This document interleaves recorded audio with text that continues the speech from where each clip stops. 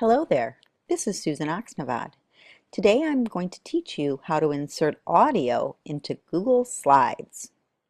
Google has just released a fantastic new integrated audio tool that lets users easily insert multiple recordings into a slide without ever leaving the Google account.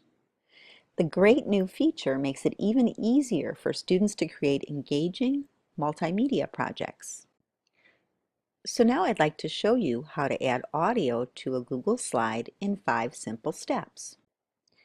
This new feature does not allow users to record into a slide, so you will need to create or find an audio file and then insert it. Use your phone, iPad, or screen reader to quickly record an audio file.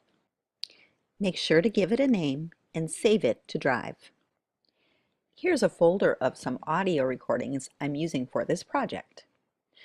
Now, the really important part here is to remember to share it and make it public, because right now, no one else will be able to hear it except the owner of the account. So, click on the music, and I'm going to choose sad music for this project, and then choose Share. And here you're going to go to Advanced, and change the access from private to public on the web. Now anyone will be able to listen to that.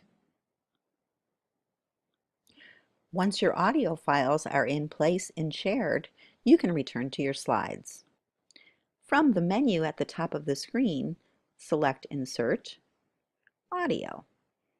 And here you'll see all of the available files that you can insert. So I'd like to put some sad music in, so I'm going to select Sad Music. And voila, there's the audio button. You can drag the audio button any place you'd like on the page, and you can also resize it. Let's see if it works.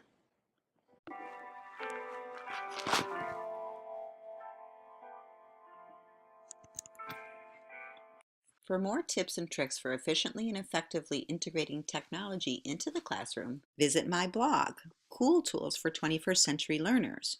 You'll find it at www.cooltoolsblog.com. Thank you, and have a great time incorporating audio into your slides.